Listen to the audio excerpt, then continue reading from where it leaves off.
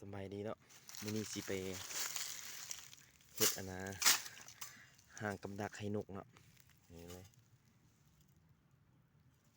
สิขุดแล้วก็เอาพยางในปูใส่แล้วเอาน้ำใส่เนาะแสดงว่ามันอยู่ในเมืองเขาเนี่ยมันบ่มีน้ำเนาะสิได้ขุดเอา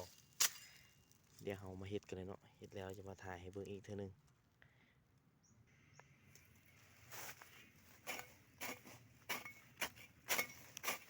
ขั้นตอนอิดเนาะอันเนาะ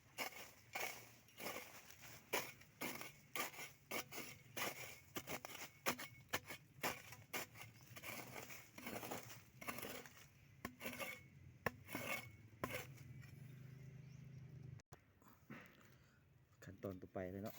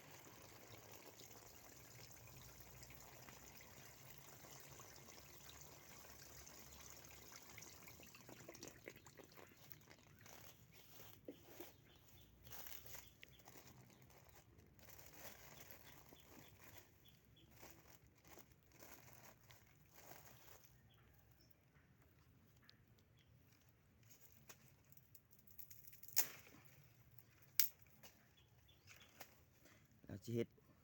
ฮ็ดไว้เนาะเอาไม้นี่มาค้างนี่ไว้เพื่อให้นกมันมาลงมากินให้มันลึ่งแล้วมื้อหน้าเราจึงเอาอันกาวติดหนูเนาะตั้งแต่หนูมาติด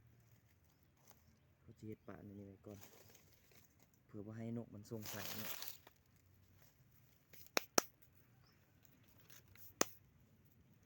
นี่เลยกับประมาณนี้เนาะประมาณนี้นี่จะให้นกมันลงมากินน้ำแล้วให้มันลึ่งจากมือหนึ่งสองมือก่อนเนาะแล้วมืออื่นมือหือเขาจึงจะเอาตังมาติดใส่เนาะเดี๋ยวเราไปเฮ็ดร่างต่อไปกันเลยสถานที่ที่สองเนาะจะได้เฮ็ดอยู่นี่เดี๋ยวเรามาเริ่มเฮ็ดกันเลย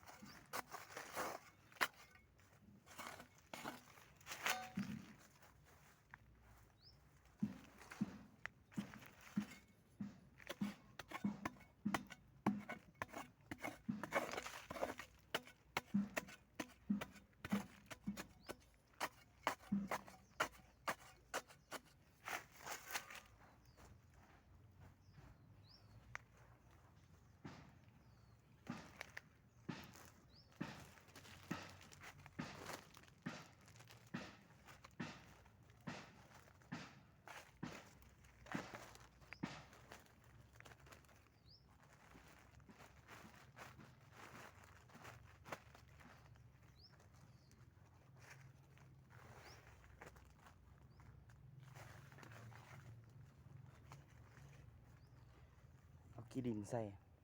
เพื่อนกมันลงมากินน้ำเนาะน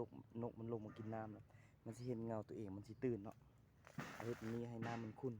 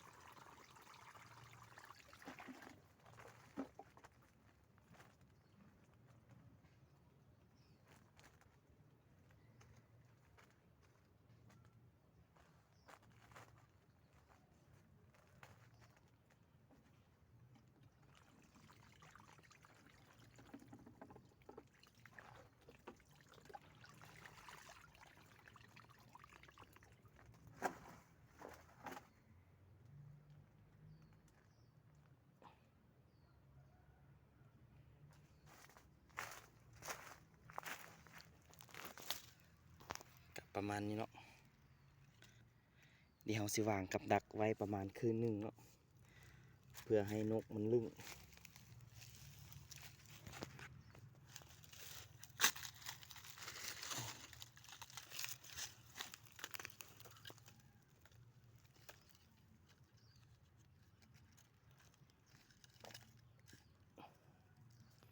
เดี๋ยวสิวางประมาณนี้เลยเนาะ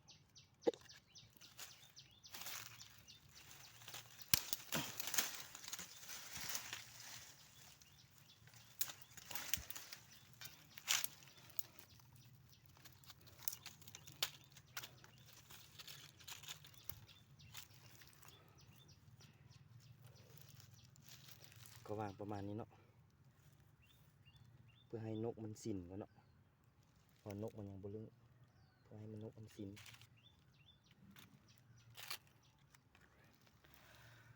ก็สิได้จบคลิปเพียงซ้ำนี้เนาะเดี๋ยวมือต่อไปเราสิเอาตังติดหนูมาห่างไว้เนาะเดี๋ยวเราไปติดตามต่อไปว่าเราสิได้หรือบ่ว่ามันสิได้ผลหรือบ่สบายดี